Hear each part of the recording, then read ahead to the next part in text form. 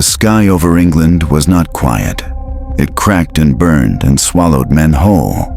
Down below, towns lit up with fire and fear. Mothers slept in basements with babies in their arms. Children learned the difference between an air raid siren and the sound of a falling bomb. Even the darkness glowed.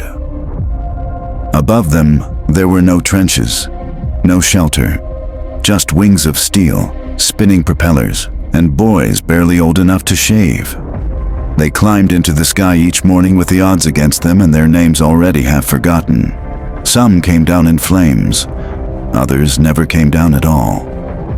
The Germans believed the island would collapse, that Britain, alone and wounded, would fold like France.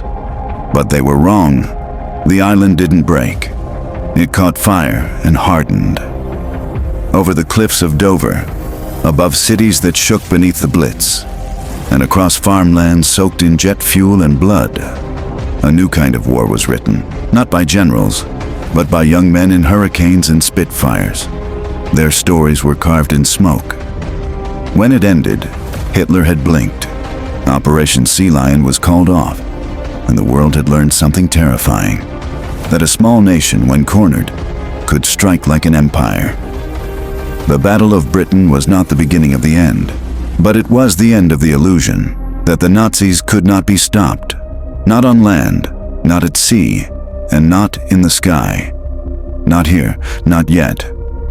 The summer of 1940 should have brought peace to Europe.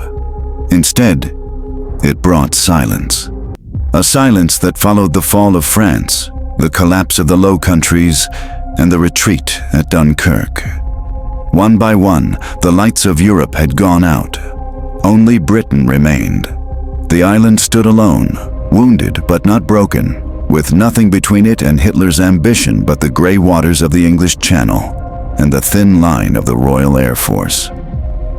Across the Channel, German forces celebrated a victory that had taken just 6 weeks. Paris had fallen. The Wehrmacht had conquered more of Europe in a year than the Kaiser had in 4. To Berlin, Britain was next. Hitler was convinced the island would seek peace. He saw it as a tired empire, clinging to memories. But Britain had already made its decision. With Churchill at the helm, the answer was clear: no surrender. If Germany wanted Britain, it would have to take it by force. The invasion plan was codenamed Operation Sea Lion. But it couldn't begin until one condition was met. The Luftwaffe had to destroy the Royal Air Force. Air superiority was essential. Without it, any attempt to land troops on British shores would end in slaughter. Hitler turned to his top air commander, Hermann Göring, and gave him the task. Göring promised swift destruction. He had 2,500 aircraft at his disposal, a battle-hardened air force, and a reputation to uphold. He called it a formality, a bombing campaign that would crush the RAF in days. But what he didn't expect was that the RAF had been preparing for this moment for years, in secret, in silence, in radar towers hidden along the coast, in bunkers deep beneath the countryside, in airfields scattered across southern England, and in the minds of engineers, mathematicians, and a new generation of fighter pilots who would soon become the most hunted men in Europe. Most of these pilots were young. Many had never seen combat. Some had never fired their guns in flight, but they understood what they were facing. If they failed, Britain would fall. And if Britain fell, the world would follow. One of them, Flight Officer Colin Parker, was just 20. He had trained on tiger moths and practiced takeoffs from grassy strips where cows grazed between missions. On his first assignment, he wrote a letter to his mother. "If we do it right, you won't hear about me. If I mess up, you'll hear about me very loudly." Colin wouldn't live to see September. The RAF's greatest weapon wasn't just the Spitfire or the Hurricane. It was the system itself, an interlocked command chain that ran like the nerves of a body.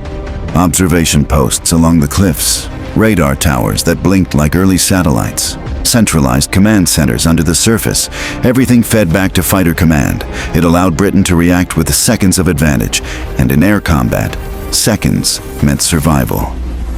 And the ground crews were no less critical.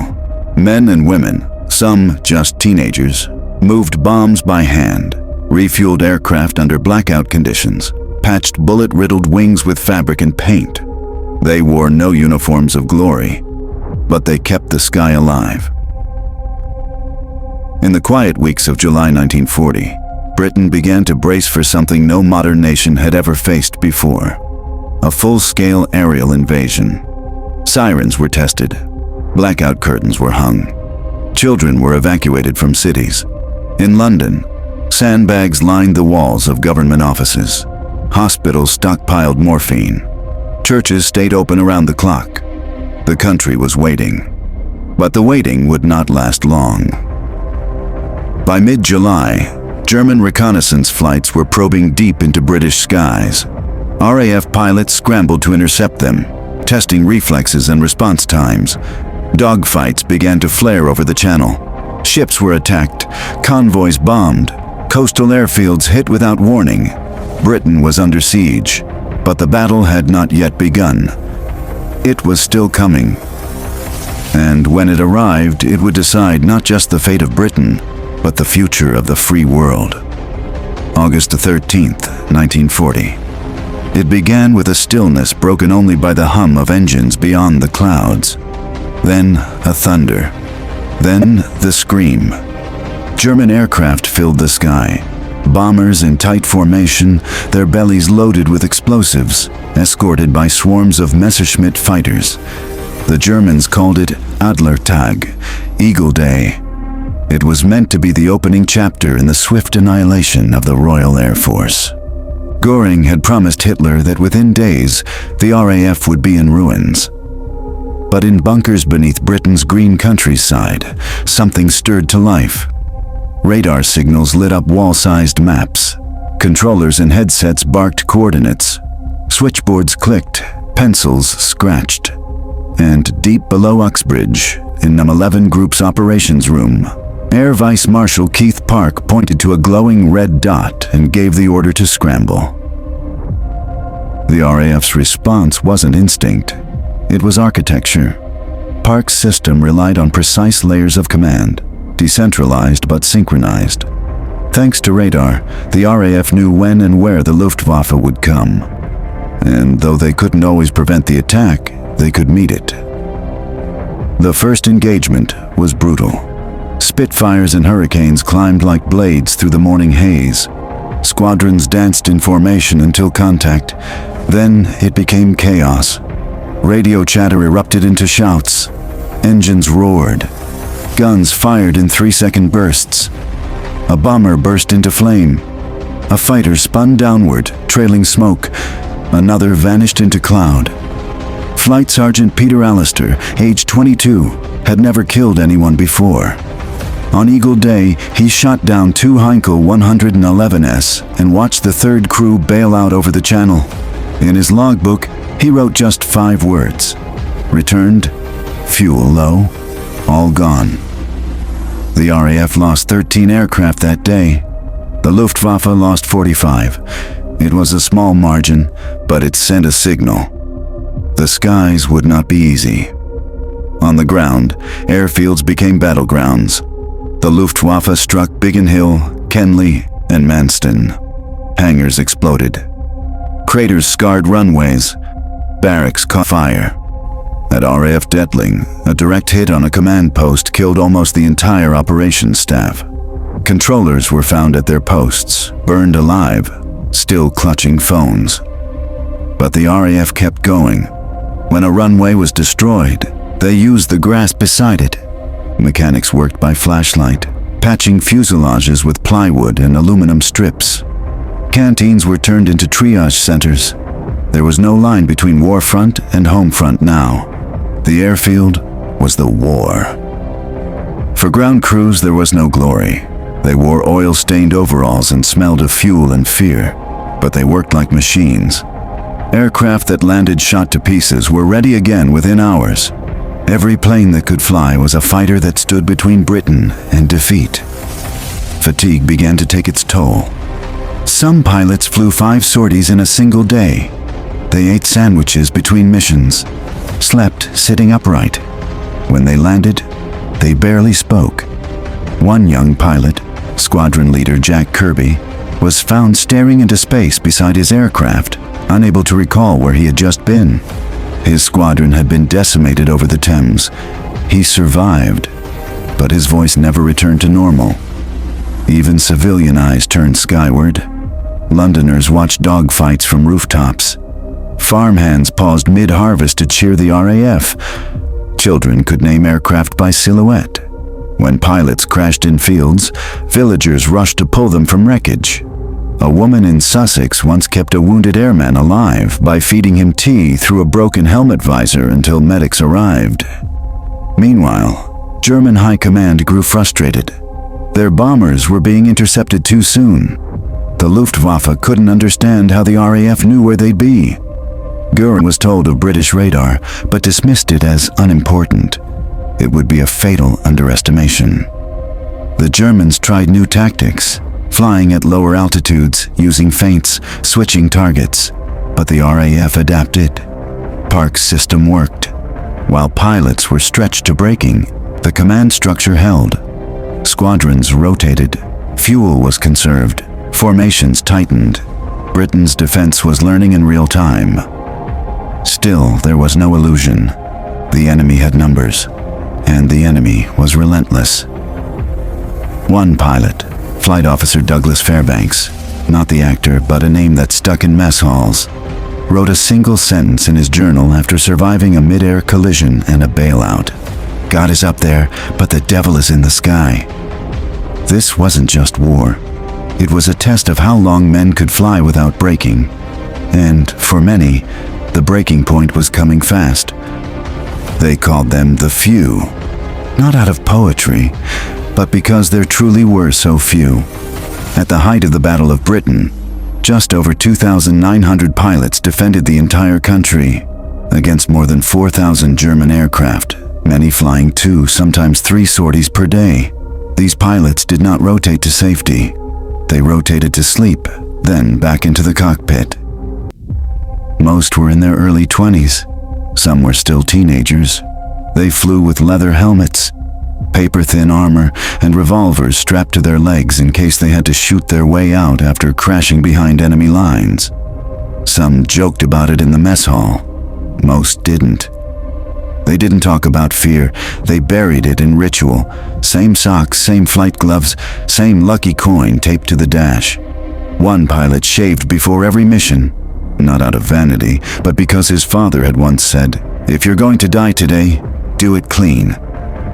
Some survived 2 weeks. Some didn't last 2 days. And yet, new names kept appearing on the flight board. Not all of the British. Volunteers arrived from Poland, Canada, New Zealand, Czechoslovakia, South Africa, and even the United States. Some spoke little English. Others had flown in wars Britain didn't even know had begun. The Poles, especially, brought a fierceness born not just of skill, but of vengeance. They had seen their country erased from the map. Now they fought with teeth clenched and fingers steady. One Polish pilot, Jan Zumbach, famously shot down a Messerschmitt, landed to refuel, and took off again before the ground crew had even recorded his first kill. He spoke little English but always pointed to the sky and said, "More." The British public didn't always trust the foreign pilots at first. But as the kill counts rose, attitudes shifted. The skies didn't care where you came from, only whether you could fly, fight, and come home. But home was no longer a place of safety. German raids intensified. Cities were hammered. RAF bases turned into smoking craters. Pilots returned to find their own barracks reduced to twisted iron. Some slept in hangars, some in tents, others in the cockpits of their planes, still warm from battle. The medical staff became as vital as mechanics. Nurses like Anna Corbett, barely 24, worked double shifts stitching burns and pulling glass from faces. One night during a raid, a bomb hit the field hospital. She crawled through smoke and fire to pull survivors from the rubble, dragging them by the collar. Her arms burned raw. She saved 6 men, never once asked for recognition. Sleep became a luxury. Most pilots existed in a state of exhaustion.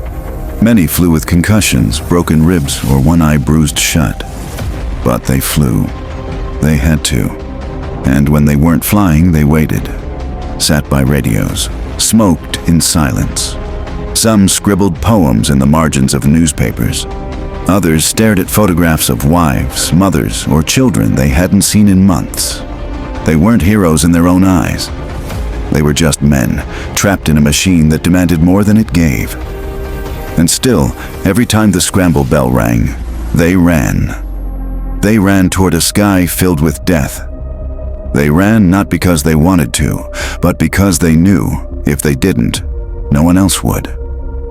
The few were not invincible. They were simply determined. And that determination would soon be tested harder than ever before. By early September, Hitler's frustration boiled over. The Luftwaffe had failed to destroy the RAF's backbone. British fighters kept returning. Runways were repaired overnight. Radar still blinked along the cliffs. And Göring's promise of domination had turned into a hemorrhage of planes, pilots, and fuel. So the order changed. No longer would the Luftwaffe focus solely on airfields and command centers. Britain's cities would now burn. If the RAF would not break, then perhaps the people would. It began on the night of September 7th, 1940. London, alive, defiant, crowded, saw its first mass bombing raid.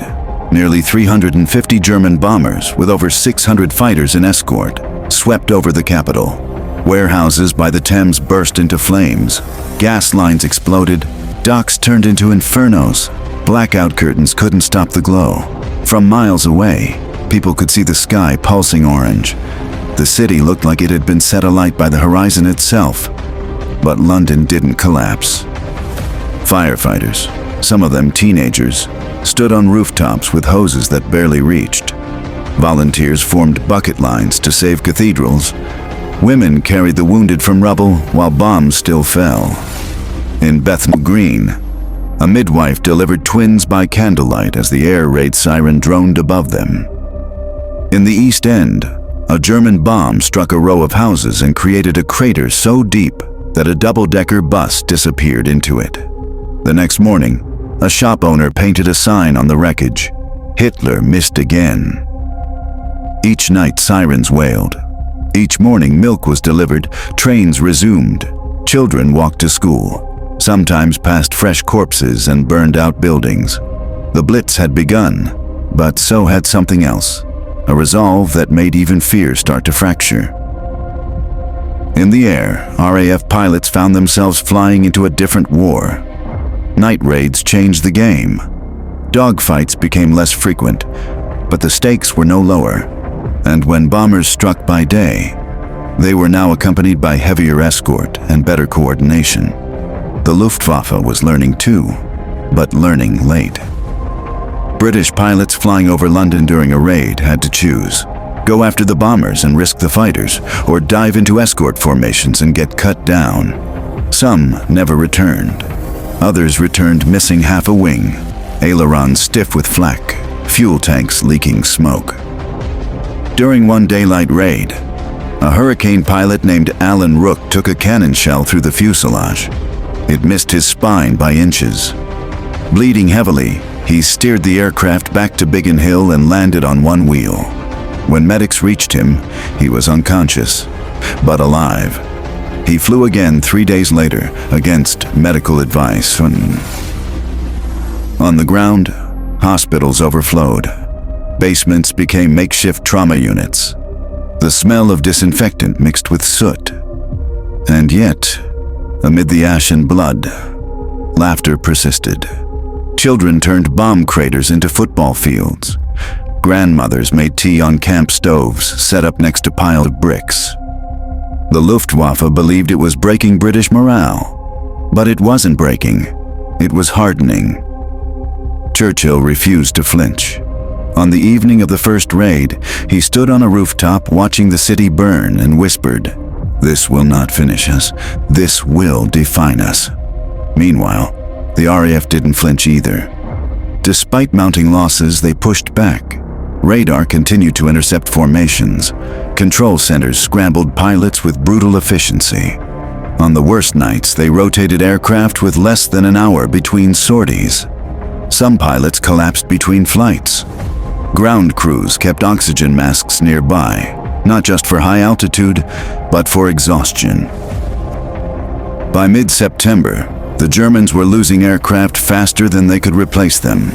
For every bomb they dropped, they paid in metal, fuel, and blood. British pilots had become predators. They knew their home skies. They fought with vengeance. They had watched their cities burn, and now they returned the favor. And in the dark, with London smoldering behind them, they still soared into the clouds. Fewer in number, but fiercer by the day. The Blitz wasn't the breaking of Britain. It was the sharpening of Britain's soul. And for the RAF, the most decisive moment of the entire battle was just over the horizon.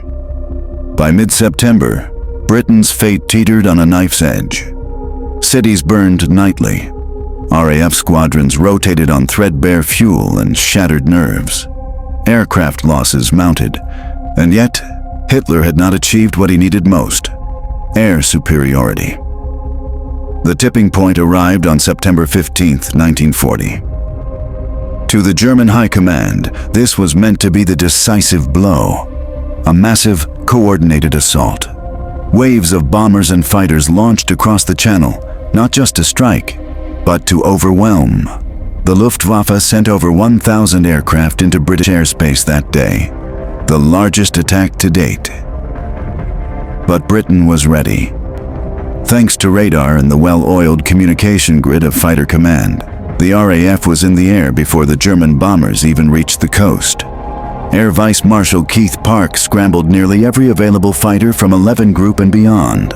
Hurricanes from Tangmere, Spitfires from Biggin Hill, even reserve squadrons from northern stations, still in training, were thrown into the fray.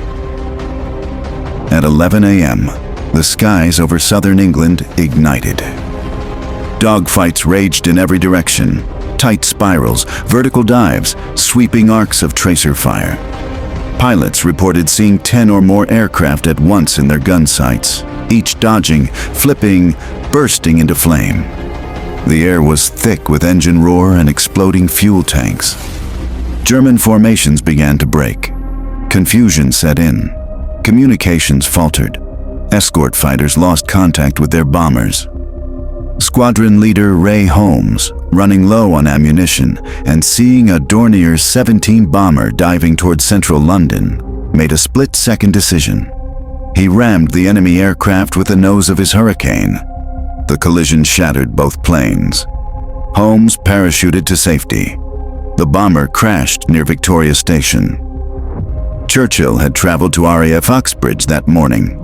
From the underground operations room, he watched the battle unfold in real time, listening as controllers relayed bearing after bearing, interception after interception. At one point, as squadrons were scrambled faster than they could land, he leaned in and quietly asked, "What reserves do we have left?" The reply, "There are none." What followed was not just desperation, it was defiance with wings. Some RAF pilots flew without oxygen, pushing their planes to altitudes where their vision blurred. Others flew with bandaged arms, temporary stitches, even morphine still working through their blood. Flight Officer James Morton had been injured 2 days prior, but refused grounding. He flew that day with 6 kills to his name, and added 2 more before his fuel ran dry. The Luftwaffe lost nearly 60 aircraft that day. The RAF lost 28. But for the Germans, the cost wasn't just planes. It was confidence. Göring had promised dominance. What he delivered was retreat. Bombers limped back across the Channel, riddled with holes. Some ditched into the sea. Others never made it home. And then something shifted. In the days following September the 15th, German daylight raids sharply declined. The Luftwaffe began switching almost entirely to night attacks. It was a quiet admission. Britain's skies were no longer theirs. The RAF, battered and bleeding, had won the air. But it had come at a terrible cost. Entire squadrons were gone. Mess halls once filled with laughter now echoed with silence and empty chairs. In some units, the youngest pilot became the new leader overnight. Ground crews worked beside grave sites. Nurses wept in supply rooms. Chaplains buried men they had shared breakfast with just hours before. And still, no invasion came. Operation Sea Lion, the great amphibious assault planned by Hitler, was postponed indefinitely, then quietly shelved. Britain had not fallen, because of radar, because of command, because of the men who flew into the sun without looking back. The tipping point had come and gone, and when it passed, the Luftwaffe found itself not above Britain, but beneath it, beaten not by numbers, but by nerve. By late October 1940, the skies grew quieter, not silent, never truly silent, but less swarmed. The Luftwaffe's great assault had faltered. Its bombers still came by night, but they no longer hunted in daylight. British skies, once contested foot by foot of air, had turned slowly, painfully, into home turf. The Battle of Britain was over, and Britain had not been invaded. No one rang a bell. No victory parade marched through the streets. There were no fireworks, no grand announcements. Just rain, just rubble. Just names read aloud at morning services, and flight rosters quietly rewritten. But make no mistake, something monumental had occurred. For the first time in the Second World War, Nazi Germany had been stopped. Not stalled, not delayed, stopped. With fewer planes, fewer pilots, fewer resources, Britain had held. The cost, however, was carved into every village, every airfield, every family. 55,000 British civilians were killed during the Blitz. More than 1,700 RAF aircrew died in the skies. Some were never found. Some were buried without names. In small towns, the sound of an engine overhead still made children flinch. Entire blocks in London, Coventry, and Southampton were reduced to cinders. But those same cities continued. Fire stations stayed manned. Railways still ran. And every morning, the milk still came. For the RAF, the psychological scars lingered long after the battle ended. Many pilots could not sleep. Some relived combat in their dreams for decades. Others refused to fly again. But there were also those who did, who trained new recruits, who stood in front of chalkboards and said, "Here's how we survived." They built something greater than legend. They built continuity. And what Britain did with that survival was more than endurance. It became a symbol. To occupied Europe, the victory showed that Hitler could be resisted, that his armies, though vast, were not invincible. To the United States, it sent a signal that this lonely island across the sea was not a lost cause. And to Churchill, it offered proof that Britain could not just endure, but fight. In Berlin, Hitler's attention turned elsewhere, east, toward Russia. The British Isles were too expensive, too resilient, too much trouble to conquer. And so, Operation Sea Lion vanished, filed away, never to be spoken of again. But what the world remembered was not the failure of invasion. What it remembered were the few, the ones who fought at 20,000 feet, with nerves fraying and bullets running low, the ones who landed on one wheel, who bailed out into farm fields, who walked back into the hangar, face black with smoke, and nodded for the next mission. They weren't gods. They were boys who aged by the hour, foreigners who flew for a country not their own, Women who loaded shells faster than their hands could blister. Doctors who stitched torn skin while bombers passed overhead.